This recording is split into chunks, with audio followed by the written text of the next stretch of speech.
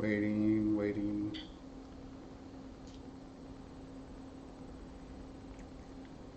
Fetching video stream. Waiting.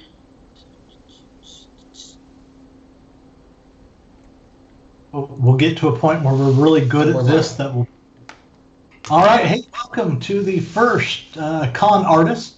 My name is Jelly Bean. I've got a couple of great folks here with me.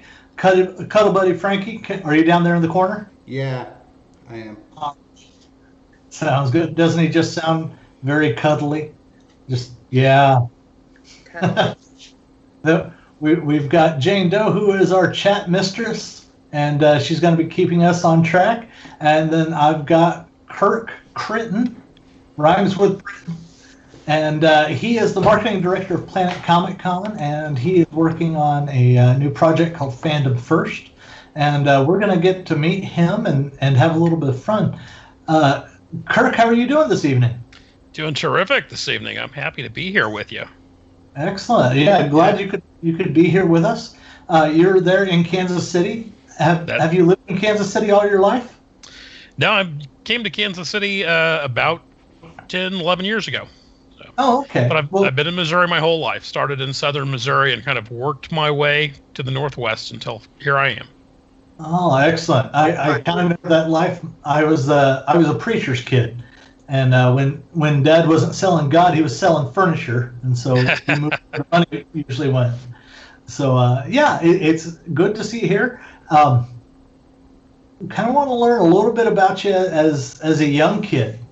So get some of your geek cred. So what's your favorite comic book? Well, the first thing that really was my main fandom was the Avengers. And so I was really into the Marvel superheroes overall. And that was the thing that I followed and wanted to get every single issue and to collect, and just has kind of driven the early part of my fandom. And I was very influential in terms of, what I liked to read, and just spoke to me in a way. So who was your favorite Avenger? My kids used to ask me, Dad, who was your favorite superhero when you were a kid? And I would sit and I'd think, well, it wasn't Iron Man or Thor. I'm like, well, I liked Captain America. He was cool in the Avengers.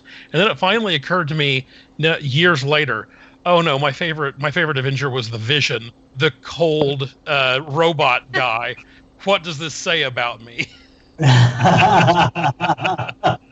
It says good things. The Vision is also my favorite Avenger. Like, you have no idea how stoked I was when they introduced him in the latest movie. Oh man, I was just so pumped about it.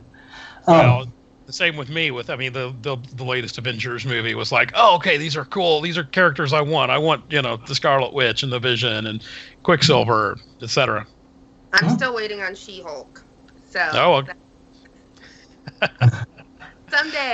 Someday. Who's your dream casting? I have no idea. Oh. At this point, I don't care. Like, just give me She-Hulk, and I'll be happy. So. Ronda Rousey, right there. There you go. That sounds good. Yeah. So, Kirk, you've kind of gone above and beyond getting ready for this interview, and you've got a couple of you've got two truths and a lie about about your being younger in life and building your life up as a geek. What do you got? Okay, I figured I would hit you with some facts and then let you figure out which one is not so factual. So, so this is kind of the early part of my life. So I've got three things. One, in high school, my buddies and I published a superhero fan comic called Sharpshooter. So that's one thing. The first comic book that I bought for my collection was Avengers number 149. So that's number two. And then the third thing, which is the first episode of Doctor Who that I saw, was a Peter Davison episode in 1986. So you've got three to pick from there. Sharpshooter fan comic, Avengers number 149 in my collection, or Peter Davison Doctor Who episode at 86. My guess is 3. Is the Doctor Who one. What's your guess, Bean? I'm going to go with Sharpshooter. I bet you made the comic, but it was under a different name. What do you guys think out there in the audience? Let's get some things going on chat. We've got a number of people watching already. Buddy Jackson is telling us that Ant-Man's his favorite. Michael Hayes, one of the iBot guys, was saying his favorite Avenger was Iron America. Jonathan Kipp says Rom was one of his. And so, yeah. All right. Mark DeLay thinks it's Doctor Who is the lie. Is the lie. All right. Well, you ready for an answer? Yeah. Let's right. Answer. Well, Jane and our online person are right. My first episode of Doctor Who was actually a Tom Baker episode that I saw in 1985. So, yeah, superhero fan comic. We did 8 issues of that back starting when I was about a sophomore in high school. And published several issues of that, had a whole supporting cast very much influenced by the Avengers and by X-Men. And it actually had a spin-off newspaper strip that was in our local hometown newspaper called Harry Walters NYPD about the mentor of Sharpshooter doing his own adventures in an earlier time setting. So that's awesome. Cool. That's amazing. Yeah, and I kind of gave it away with Avengers as well, didn't I? I mean, my favorite book. No, that's absolutely good. Yeah. Let's see. Yeah, Jonathan Kipp says, I said not Doctor Who. Haha, he looks like a Tom Baker man. I have to say that I'm a little bit more now of a Patrick Troughton man, and actually a Sylvester McCoy.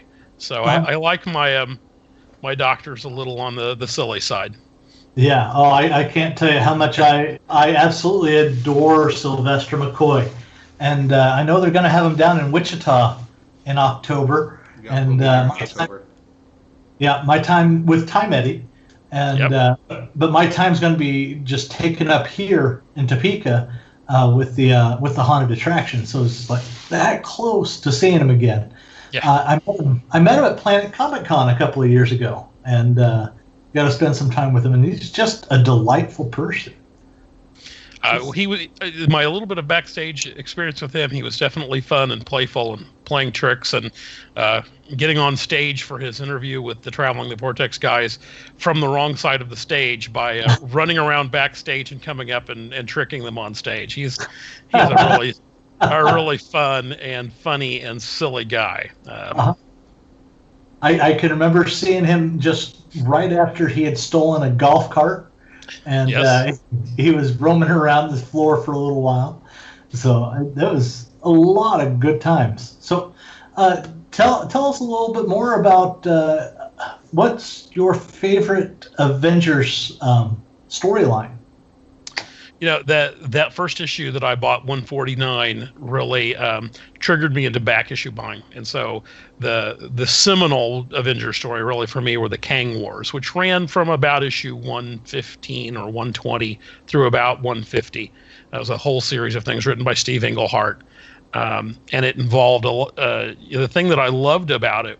One thing, it was very early George Perez art. His first issue of drawing the Avengers was 141 or 142, and that whole sequence were the immediate back issues I went and bought because a friend had loaned me his issues of 141 through 148, and I fell in love with the series. That's why 149 was the first comic book that I bought for my collection. But those Kang Wars were great, and they were bringing in all these different elements from Marvel's publishing beyond the superhero comics. In that sequence, the Avengers, we actually got introduced to a character that Steve Englehart had first brought in as a supporting character in the Beast series, which was the kind of girls model comic book character Patsy Walker was introduced into the mainline superhero universe as a supporting character. And in the Avengers, she became Hellcat. And of course now she's Patsy Walker is the adopted sister of Jessica Jones on the Jessica Jones series. And it was cool seeing that.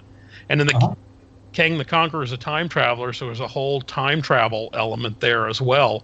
And so during that sequence, there were a couple of issues where the Avengers went back to the Old West and interacted with all of Marvel's Western heroes: the Rawhide Kid, the Two Gun Kid, the original Ghost Rider, who was a guy in a white costume who rode a white horse. And then they ended up bringing Two Gun Kid back to the modern day with them, where he became a part again of Marvel's mainstream kind of superhero line. And that sort of world building and universe, I don't know what you even call that, but kind of tacking on, picking up these kind of non-superhero universes and bringing them in, just blew my mind back when I was whatever I was, 12 years old, 13 years old. So did that influence you to, I mean, obviously you did with Sharpshooter, but did you do other comics along the way? Was this a desire for you, or? Right. Fairly early on, I decided that I wanted to write and draw comics. And so I was doing my early work in 5th grade. I had a whole superhero team, most notably featuring the unfortunately named Ball Boy. And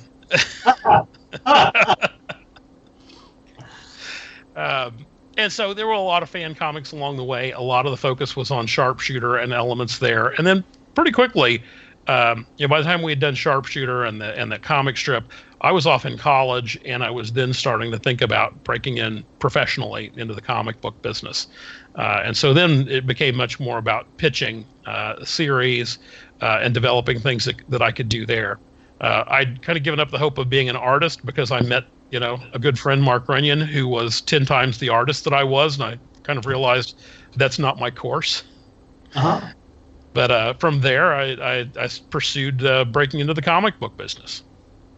That's excellent. And so how did you break into the comic book business? How does one do that? Well, before we go there, why don't I give you 3 little facts and you see which one of them's a lie? All right. Okay. You guys out there on Facebook land and YouTube and Twitch ready for this? We're going to have a couple more facts. Right. All right. So, number 1, I wrote the first major American fan magazine article about manga. Okay. Number 2, I got my start organizing comics conventions while working at Dillard's department store. Okay. Or number 3, I had a letter published in Batman Year One. So the 3 things are fan magazine article about manga, got organizing comics conventions while working at Dillard's, and a letter published in Batman Year One. Jane, what are you thinking? I think 1's the lie. You think so you think the fan magazine is a lie? Well, because I don't know if you love manga or not.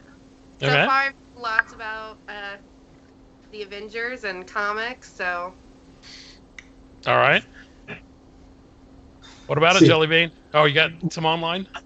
We got some online. We got Michael Hayes, who says Dillard's is LOL. Jonathan Kipp agrees with the manga. What do you guys think? What is John Kick says they're all lies. more statistics, please, is what he says. He's a silly guy. He's going to be one of the other co-hosts that cycles out with Jane. I am going to go with Batman Year One. I think Batman Year One is the lie. Well, I actually did write, to my knowledge, the first major fan magazine article about manga. It was an assignment that I received while writing for Four Color magazine, or I think Comics Week was actually the magazine that was published in. The ABCs of manga. It was when Comics first started publishing Lone Wolf and Cub. Eclipse was doing Mai the Psychic Girl and another one, which now eludes me. And it was actually an assignment. I'm really not that big into manga, but they asked me to write about it, and so I went and wrote the article. I actually did have a letter published in Batman Year One, in which I lamented to the creative team that was going to replace Frank Miller and David Mazzucchelli that they had an impossible job to follow up on that brilliant storyline. However, I actually got my start organizing comics conventions not while working at Dillard's, but while working at JCPenney. I was gonna go with that. So the brief story there is I was working doing advertising work for JCPenney in Columbia, Missouri. at the time that the original Batman movie, Tim Burton Batman movie, was coming out. And at that time, there was a huge demand for Batman T-shirts. All of a sudden, they were everywhere, and it was like the big fashion statement. And so we wanted to sell a lot of Batman T-shirts. I had been coming to comic book conventions up in Kansas City, and I had a bunch of friends from that realm, and I arranged a mini convention in the Young Men's Department at JCPenney the weekend that the Batman movie debuted in theaters. So, an That's interesting. crazy. So I to come back around to your question, I got started in writing comic books, and the way into that, very much at the time, and I think still today there's some element to this, was writing letters to letters columns, so editors knew your name, and then writing for the fan magazines, writing for the fanzines. And so I started writing for the fanzines. That got me the opportunity to interview the publishers and editors at Eclipse Comics, at First Comics. I got the assignment to come to Kansas City and interview Paul Kupperberg, the comic book writer, and artist Steve Lytle, who had a new book coming out of Doom Patrol, which was set in Kansas City. And the editors wanted to do a feature at the time of the release of that new Doom Patrol about that. So I got to come up to Kansas City. It was my first comic book convention in Kansas City. I met Steve Lytle. I met Paul Kupperberg. And I got very involved with the creator community. And that's how then I was able to arrange, have the connections then for that JCPenney event that I organized. And my connections that I had within the editorial community then let me get in the position of being able to pitch some books. And so the opportunity came to me through a friend, Rob Davis, I guess not a lifelong friend, but a dear friend for 30 years now. He was drawing a comic book called Die Kamikaze for Now Comics. There was a falling out with the creative team, with the writers that had been there before, and they desperately needed something for Rob to draw so they could get their books on the printing press. So I talked to the publisher, and he said, "How soon can you have something for Rob to draw?" And I said, "By tomorrow morning." And he's like, "Okay, you're writing Die Kamikaze number 4." And that was me playing my opportunities and my connections, because a large part of breaking into the business is having the skills, but it's also luck and making sure that that you find your luck, that you create opportunities for yourself. Absolutely. Yeah, from J.C. Penney's to Planet Comicon. That's right. How crazy is that? Well, but I know it's even crazier because you're a database guy, right? You've been doing like the uber nerd thing and doing programming with databases for a while. What's that story? Well, one of the ways in which I'm kind of unusual is that I'm the sort of person who both can kind of work in the left brain and the right brain worlds, and so I'm pretty comfortable dealing with the creative process and creators, but I also can come over and talk to the much more structured, logical people. I've been a translator between those two worlds most of my life. Sure. And so as my day job career, once kids were born, I kind of dropped out of writing comics and doing that. And the day job path took over. And I ended up working at a company called MCH Strategic Data, which is out in Western Missouri. And was doing marketing work there. So the fact that I had kind of a creative advertising background originally, but had also in working at my job prior to that, it's kind of shifted from an art director role over to helping in the transition to digital photography for school yearbooks. Got into managing how the database would work to be able to capture which kids belong to which classrooms and where they were on a roll of film, so that when you scanned that picture, you could tie that particular kid's back to their record in the database. That sort of work then made me appropriate for the job at MCH Strategic Data. And that's essentially a mailing list company, but it's compiling databases of teachers at schools and doctors at hospitals, ministers at churches, and making those a feature-rich data set that marketers can use if they're selling Vacation Bible school materials, or they're selling curriculum materials for schools, or they're selling audiovisual systems to schools and hospitals and churches. And so I've really was deep into that and deep into the database and the database structure. And at MCH, I was the person who both kind of understood the marketplace very well and how people, how our marketers wanted to interact with the data. But at the same time, I understood the nitty gritty of the database structure under the covers of what we did. And so again, I was able to be out and represent to the marketplace, but also come and talk to the IT guys and say, oh, here's how we can structure these tables and the relationships to best put together a product that we can use. Okay, right on. That's a heck of a skill set and a way to jump from one side to the other like that shows a very creative and organized mind. That's fantastic. So. Well, how did you get from there and JCPenney into Planet Comicon? Well, so, I had this background in comics, and while I was writing comics, I also published a magazine called Comics Career Newsletter back in the late 80s and early 90s, published 27 issues of that, and had gone to a lot of conventions, and I was behind the table, either as a comic book writer or selling subscriptions to my magazine. And I really found that I loved that. Well, later on, after the kids got older, after we moved to the Kansas City area, I started volunteering for Planet Comicon, and I decided to do that because I'd actually tried to attend a few comic book conventions in the middle years and found that I was bored just wandering around. It's like, I need business to conduct. I need to have something to do. So rather than just attending Planet Comicon, I reached out to Chris Jackson, the owner, and said, hey, can I volunteer to help out? And what I found, this is starting in 2008, there were some needs there. And so I could just could drop in. And initially, it was driving celebrities to and from the hotel. So just, chauffeuring some people back and forth.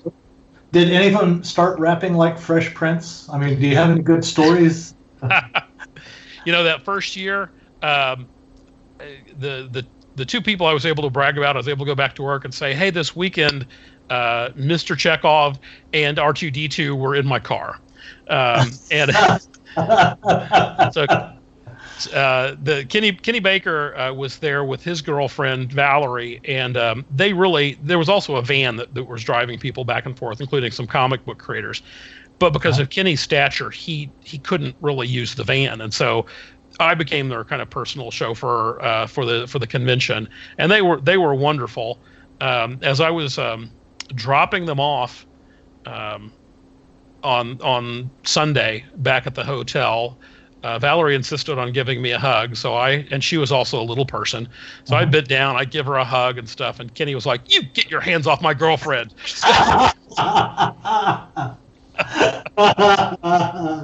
That's absolutely amazing. Hey, just wanted to give a shout out to the audience. We are here live on Con Artist. This is the first episode. Meet Kirk. This is Kirk Critton. Rhymes with Britain. I'm going to remember that because I'll be honest and apologize. I've been saying it Crichton. And I know how frustrating it can be, with a name like Argenbright. You can understand why I went to Jelly Bean. And and so if you have any questions, we are keeping an eye on chat. We've got Jane Doe here who is keeping an eye on that chat for us and helping us bring some stuff. And we've got Cuddle Buddy Frankie who is taking care of all the technical things. You still there, Frankie? Yes, I'm still here. Okay. So cuddly. Yeah. So go ahead and give us some likes, some love, and share, and ask us some questions, and we'll ask your questions of Kirk, and we'll just keep moving ahead talking. We're kind of gearing into talking about Planet Comicon because that's, you've got 42 days before it. It's coming up. It's going to be fun. It's on my birthday. Yeah, we did that on purpose. Happy birthday. Can you switch to April 3rd because that's a better birthday to celebrate it on. Sunday is my birthday, so I'll be at Planet. That's terrific. Excellent. Well, I've got 3 more supposed facts for you guys here that kind of lead into more talk about Planet Comicon. Most excellent. All right, folks out there.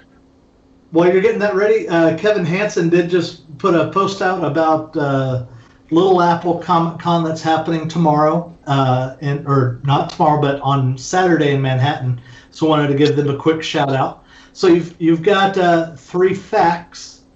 Yep. One of them Donald Trump wrote. So, right? All right. Yes, absolutely. That's completely true. Okay. So fact number 1. The bionic woman, Lindsay Wagner, proclaimed that I was the best interviewer ever. Oh. Fact number 2. My son owns a fez that was worn by 2 Amy Pons. Right Okay. on. And number 3, my daughter was shocked to learn about Klingon food preferences at Planet Comicon. I'm going to go with the third one's a lie because I don't think she would actually be shocked to learn that at Planet Comicon. Okay, so the 3 things are bionic woman, best interviewer ever, son owns a fez worn by 2 Amy Pons, daughter shocked about Klingon food. Gotcha. Jane, what do you think? I think the first one's a lie. So Yeah, bionic woman. Okay. maybe. I don't know. I'm going to go with number 2, the fez, Okay. because I'm pretty sure, like, I met one of the Amy Pons, the young Amy Pons, but I haven't met the older one because I wasn't able to be at Planet Comicon last year, and she was there. So I think you got one of 2 Amy Pons, but not both of them. So I'm going with All right. 2. All right. Do we have anybody out there in the What do you online guys? audience? What do you guys think? Let's see. Michael Page says 3 Uh-huh. All right. Klingon.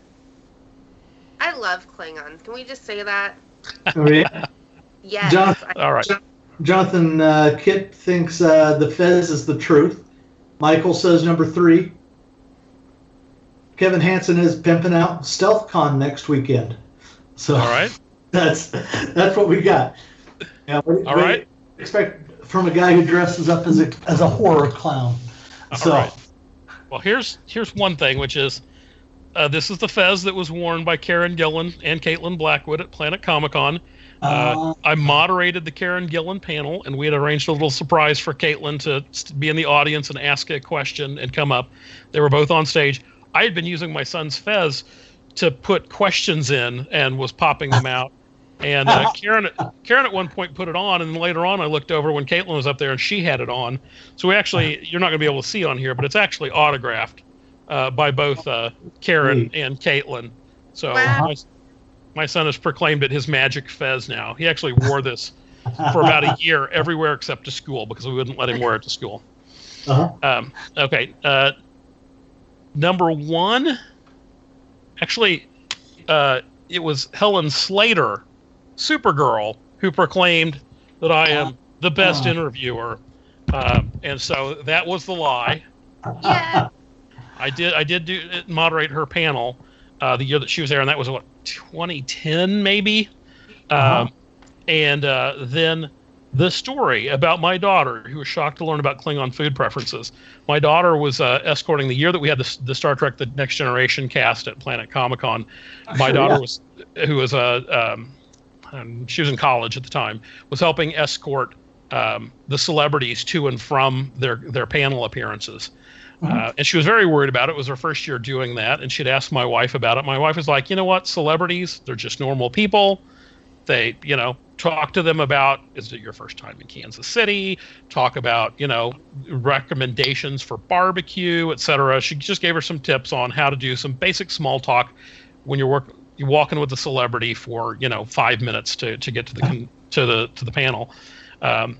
Then my daughter came back after escorting Marina Sirtis and Michael Dorn to their panel, and came back to my wife and was like, "Mom, nobody told me the Klingon is a vegan." She'd been recommending barbecue places. That's That's awesome. hilarious. That is absolutely awesome. Hey, I've got a little thing for you. So one of our friends who writes some horror books, some zombie books, calls herself the Zombie Lady, Suzanne Lambden, used to write for Star Trek The Next Generation.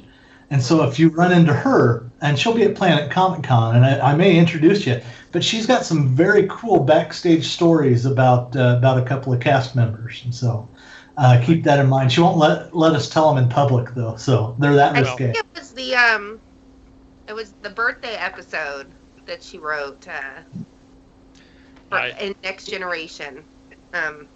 I have a hilarious Planet Comicon backstage story that involves Next Generation 2, and I've always been hesitant to tell it, but I may break my rule.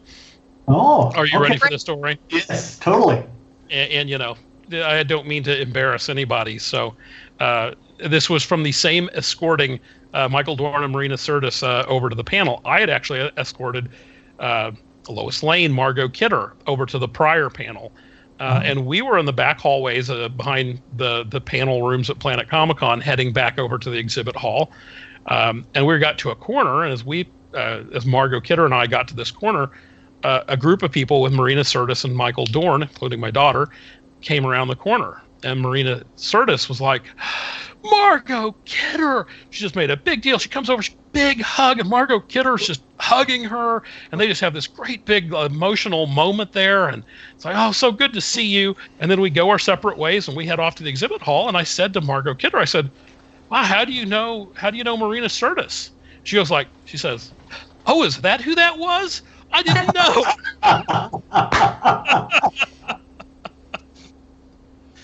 There's Funny. that same year, I learned something a little bit about Brent Spiner. I was at Planet Comicon and waiting in line for him to show up in the morning to sign autographs. One of my nephews and his aunt have a continual fight over who's the best actor on the show. But they all came in a little after 9, and Brent shows up in front of the line with a picture of him and a person in a horse outfit, a very unicorn-based horse outfit. And so I say the smart aleck line, Brent, I didn't know that you were a brony. And he just kind of looked at me. And if you could have seen his eyes, they're like, if looks could kill kind of situation. So he hands it off to a couple of the other actors and goes back to his table and starts to write. And as he comes up, I tell him the story of what I'd like him to sign. And then he looks at me and says, oh, it's you. I totally am. I totally am a brony. So that's a great little moment. So, well, tell us about what's going on with Planet Comicon this year. Well, we have really what's shaping up to be a fabulous year. Mm-hmm. From the celebrity front, which obviously a lot of people are interested in because we're also into the pop culture stuff. Great guests, and people can obviously check it out at planetcomicon.com. The website's right now going through a big refresh and kind of a whole new look. So if you haven't been over to the website recently, you want to go take a look. So we have big announcement recently is Catherine Tate, Donna Noble from Doctor Who. This is going to be only her second Comic-Con appearance, doing signing and photo ops and things like that in the U.S. She'll be, I think, in Dallas a few weeks ahead of us. But for the area, it's just kind of a big coup. And then along with that, Billy Piper, Rose Tyler from Doctor Who, John Barrowman, Captain Jack. That then blends over. John Barrowman's work on Arrow blends into having a bunch of people from the DC television universe. You guys are absolutely stacked with DC and them. Absolutely. So, I'm trying to say, DC and CW. Yeah. Stephen Amell coming back, doing another day with us after being there for a few years before. We've got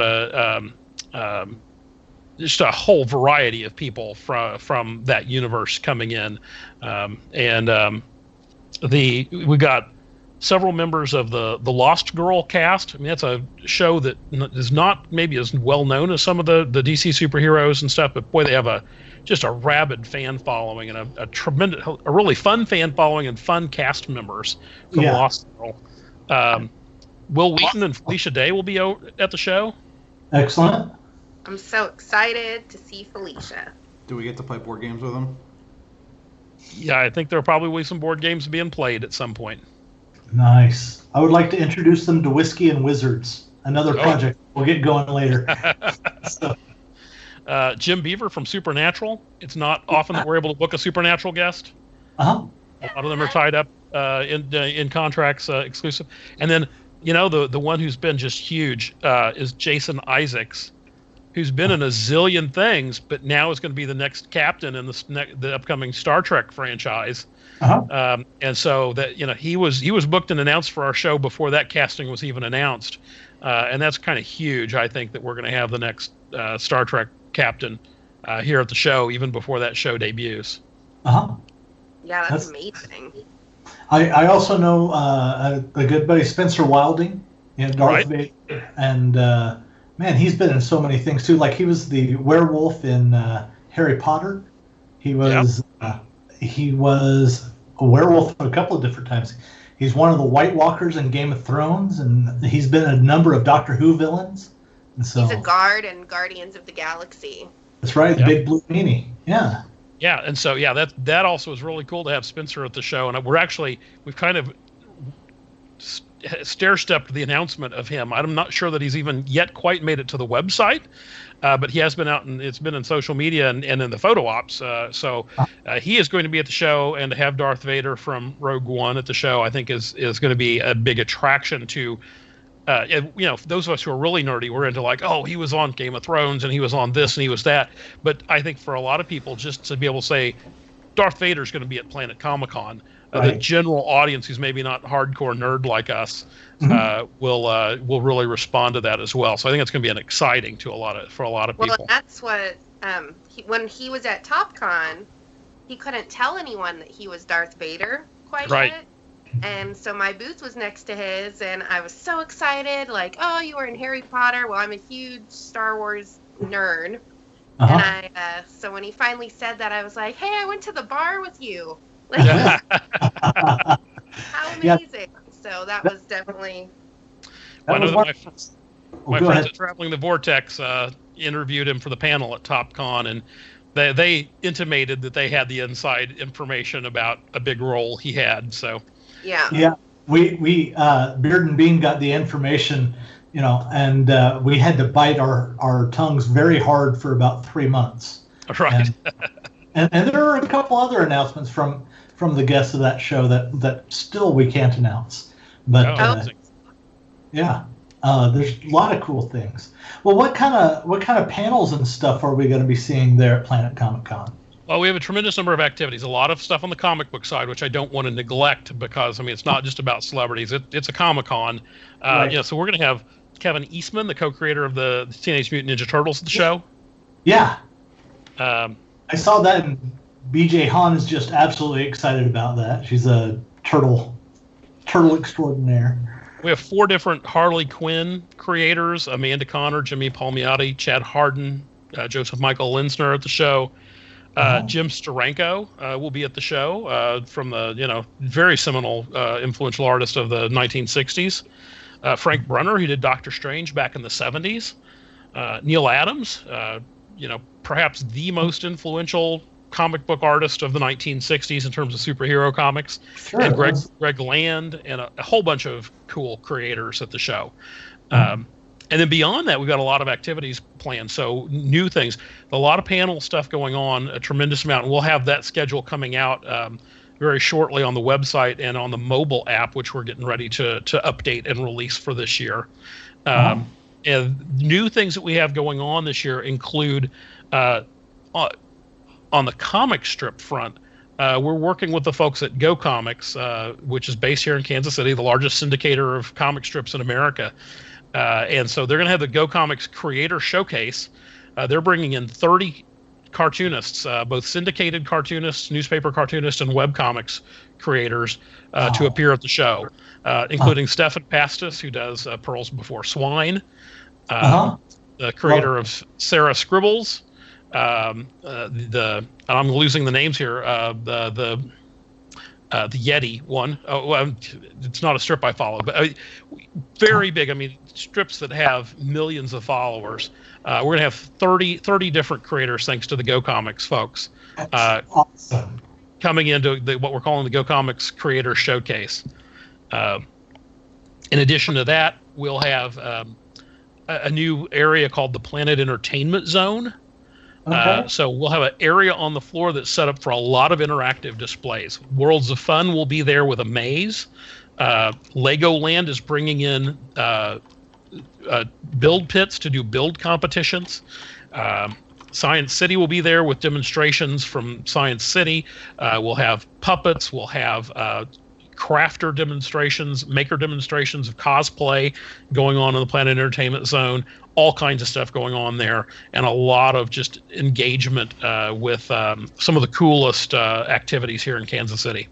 That's absolutely amazing. I'm looking forward to seeing that quite a bit. Right. Well, Jonathan Kipp wants to know who your ultimate guest would be if you could get anybody to come to Planet. Ooh. Tom Baker. Personally. Sure. He doesn't fly, and he's 80 something years old. It's not going to happen. But no, that would definitely for me would be a white whale. Uh-huh. Yeah, that would be absolutely huge. Yeah. That was a great question.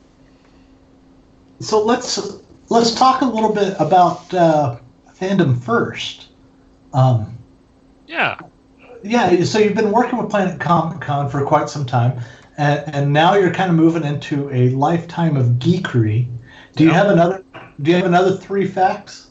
Are we getting ready for that? No, I don't have 3 facts, but I can talk a little bit about kind of the leap of faith, the adventure that I'm setting off in. I talked about working with MCH Strategic Data I was there for 16 years. But just recently, I've left that side of things behind. I'm still working with Planet Comicon, where my title is Chief Marketing Officer, but really I'm kind of a jack of all trades for a lot of things, and we've used a lot of agency support also on the marketing side. But what I'm doing is going off. I've left MCH behind as my day job that actually pays the bills year round, and I'm starting off on some new nerdy ventures. What I'm wanting to do is really blend together my experience with database marketing and database development and social media, along with really the Comic-Con side of things and what I understand there. And I want to really be a nerd for a living. I want to just, they say do what you love and the money will follow. I want to be a Comic-Con geek, and my fingers are crossed that the money's going to follow.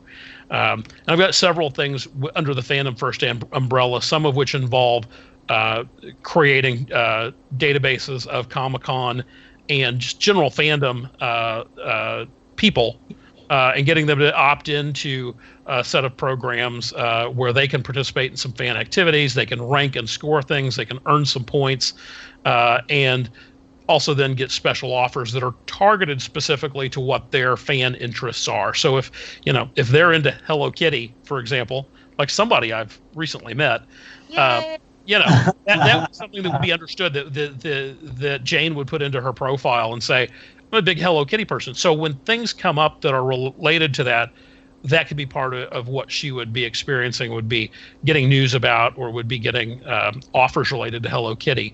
And so, but if she's not into, horror movies, that's my other fandom. So. Okay. Oh, well, I better pick something else. If she just detest. Oh, look at that, Kirk show. If she absolutely detested Doctor Who, she wouldn't need to see the Doctor Who related content. And I know from what we've done with Planet Comicon that we've done a lot to build out the profile of our fan base, but there's still a lot more that can be done for Planet Comicon and for other shows as well, to really understand the audience and engage with the audience in ways that are relevant and meaningful to them. So it really is bringing that sort of concept of audience profile, individual profiling, one-to-one marketing, and bringing that to a variety of different opportunities in the space. There are other things. For example, I'm very seriously considering, and I'm interested in what people have to say about this, maybe in the audience, of bringing back Comics Career Newsletter as an online experience with a podcast, with a variety of different content around that, including some products and books about not just how to break into the comic book industry as a comic book writer, artist, colorist, etc., but really about how creative types also then manage their career. And that's always been a thing that I think people talk a lot about about the how to break in, or maybe even interviews with artists somewhat talking about craft, or writers talking about craft. What you don't often hear about is, what is really involved in managing a career so that you are able to adapt over time. Things changed. When I was doing Comics Career Newsletter back in the late 80s, I had a lot of content. And when I at one point looked at bringing that and putting it on a website and updating it several years ago, what I realized was that literally all of my articles, none of them transferred from 1989 to the year 2008. The technology had changed, the industry had changed. I had circulated a flyer that had included an article about the the 7 key things to break into comics, and 5 or 6 of them were irrelevant. They were just completely from a distant time. So things have changed, and it's important for somebody, the creative types who are going into it for a career, to understand where the transferable skills are. Also, how do you go about negotiating a contract and having, getting it represented, getting your representatives legally to take a look at it so that you're not unintentionally signing something away. How do you balance creator-owned content versus work you're doing for hire for somebody else?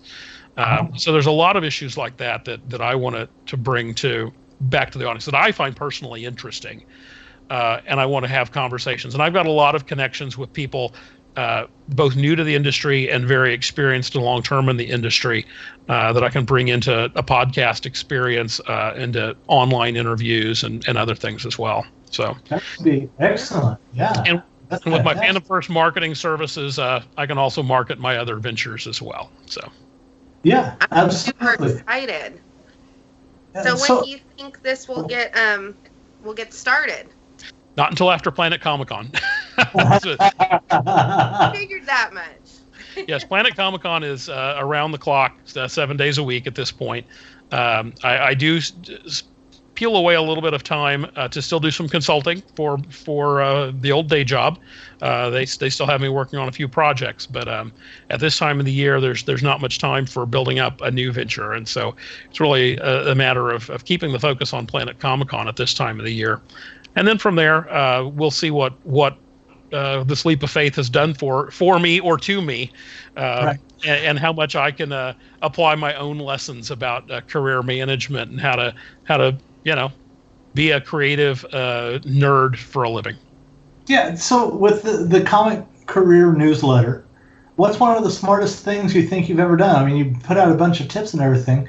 What do you think the best thing you've ever done with that comics career? Why is that so hard for me to say?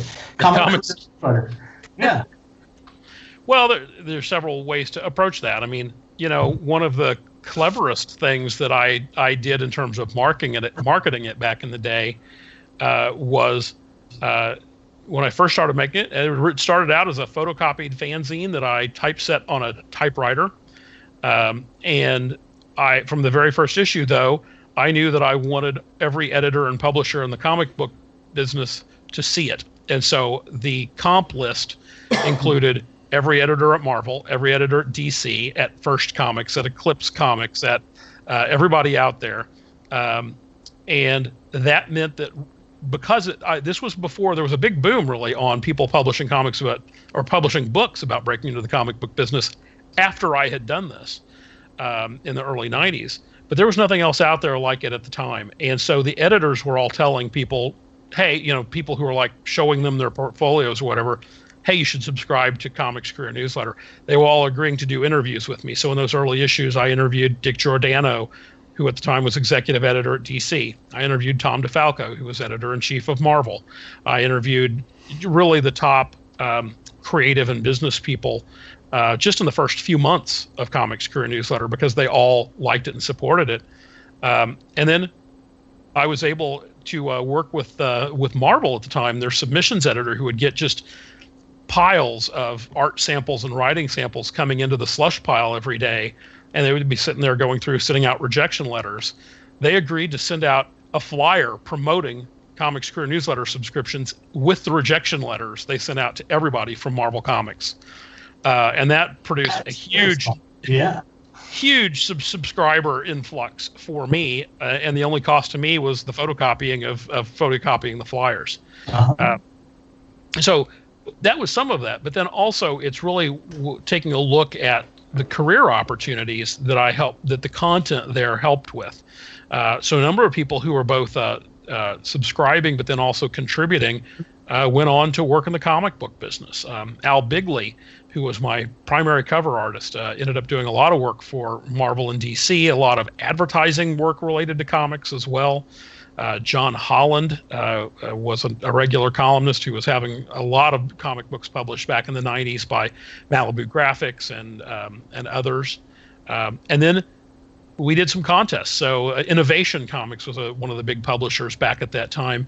David Campiti, who today runs a studio and is an artist representative, he was writing articles for me, but we ran a contest so that the winner, it was an art contest, artists worked from a script that David wrote, and the deal was the winner got to have a professional project published in an Innovation comic. And the guy who won that contest, whose name is going to elude me right now, actually did go on to have a very substantial career in the comic book business from that. So, to me, that's a lesson in, when you're creative and you put your creative work out there and you engage with people in a strong, compelling way, good things come from that. And not just good things for yourself, but good things for the community. When you're doing good things for the community, for your audience, those good things come back to you. Yeah, that's one of those best lessons. That's awesome. Yeah. We've got a few minutes left. Just want to say, if you got any questions for Kirk, now is the time to type them in. I've got one more question. And if the audience gets in, we'll try to answer those before signing off. My question is, you've been working in conventions for quite some time, and you talk to people with huge and small conventions all across the United States. You're right. What do you think the trends are going to become in the next couple of years? What do you think we're going to see how conventions transform? Well, there's been this huge boom over the past several years in conventions. And so it means established conventions have gotten bigger. New conventions, small, medium, and large, have sprung up everywhere. And the change in fandom is so pronounced from when I was a junior high school student, where, I only had a couple of friends that I knew who were into comic books at all. And would be interested in the fan culture. Of course, now it's everywhere. It's the top movies, it's top TV shows. It's the change there has been tremendous, and that's fed comic conventions, and it's fed this growth. But I really think that, and I think most people in the industry agree that we're at this point now where there's been this big kind of gold rush in, and so it's a little bit of a bubble. And at some point, you reach a threshold where it's tough to maintain that sort of growth and momentum. And at some point, there's probably going to be a retrenchment. We're already seeing some shows. There was one in Texas over New Year's Eve that was kind of a big bust. There's been, there was some on the East Coast and the West Coast where people kind of got in and thought they could start with a big 3-day convention at a major convention center, and bring in huge guests. And then nobody shows up, and there's not money to pay the bills, and so things kind of fall apart. And so we're already seeing some of that thing, which is kind of a sign that we need to change the strategy from a rapid growth strategy to preparing for a time that's more competitive, and a time in which the smart people are going to be able to still be successful, but there's going to be some new entries coming in. And the sad part is that fans get burnt sometimes on a lot of these things and have bad experience. And that's not good for comics conventions in general. And certainly it's tough to come in because there's a lot of people who want the fans to spend their money with them, whether that's celebrities getting autographs and photo opportunities, whether that is, the mystery box companies that are really popular. Funko Pop's been a huge thing that people invest a lot of money in and pursue because they're cool. But you have a lot of things going on now that are really I'd say I would put outside the Comic-Con thing, like the Loot Crate type services as well.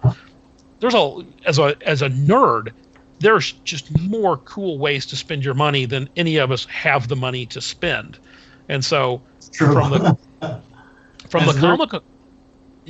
Comic-Con promoter point of view, you have to be cautious. And so, what Planet Comicon, we're being very careful this year and very mindful of the fact that we want the vendors who come to our show to be really successful.